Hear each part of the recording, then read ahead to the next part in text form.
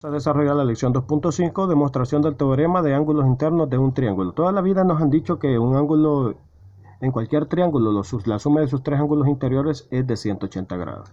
Ahora vamos a saber por qué. Entonces dice, demuestra que si el ángulo ABC son ángulos internos del triángulo, entonces la suma es 180 grados. Lo vamos a demostrar. Esto es bien fácil. Lo que vamos a utilizar son los conceptos aprendidos en las lecciones anteriores. Rectas ángulos entre paralelos, ¿sí? Fíjese bien.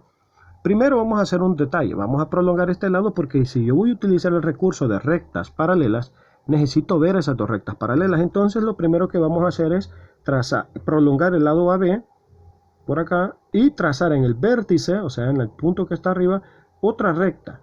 Pero y esa recta yo tengo que asegurarme que sea paralela. Y paralela significa que tenga la misma inclinación. Veamos.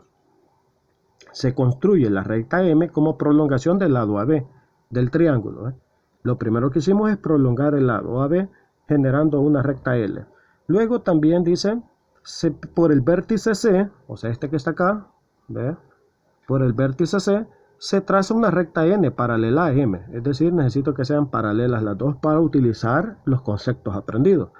Ahora bien, lo único que hago es voy a prolongar los otros dos lados del triángulo. Fíjese bien.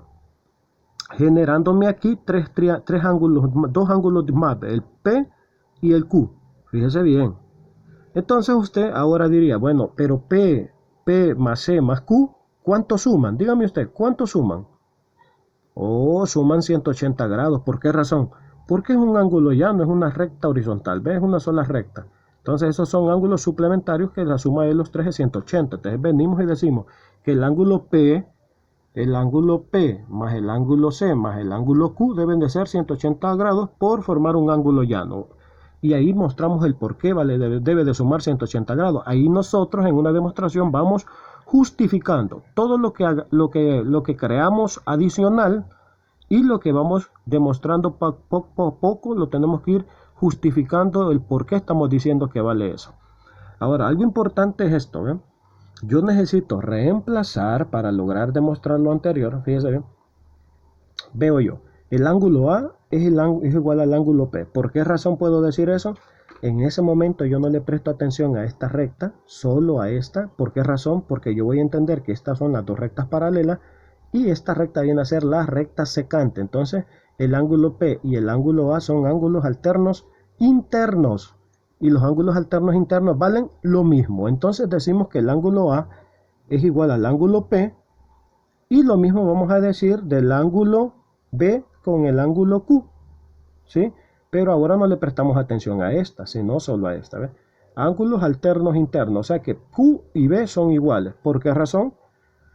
P es igual a B, el ángulo Q es igual al ángulo C, por ser ángulos alternos internos entre paralelas, concepto de la lección anterior. Entonces, lo único que hacemos es sustituir.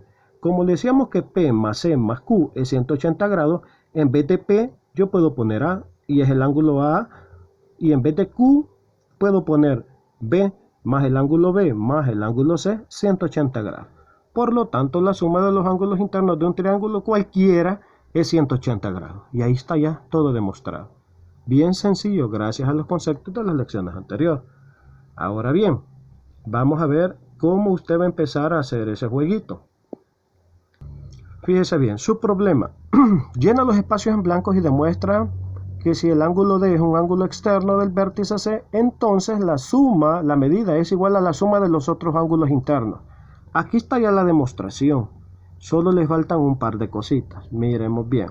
Aquí está el triángulo inicial y aquí tenemos lo que hemos hecho. ¿Qué crees que hemos hecho? Prolongado el ángulo AB para generar la recta L. Luego, al igual que en la lección anterior, queríamos ocupar el concepto de ángulos entre paralelas. Entonces, tengo que trazar una recta N, que esta debe de ser paralela a M. Préstele atención usted a la demostración anterior para que pueda deducir que este es el símbolo de paralelo. ¿Por qué? N, o sea, la recta N, es paralela, vea, es paralela ¿a quién? A la recta M. ¿Por qué dice? Por construcción, porque eso no estaba, usted lo hizo, ¿sí? Y así va a ir llenando los demás. Ahí le doy la pista.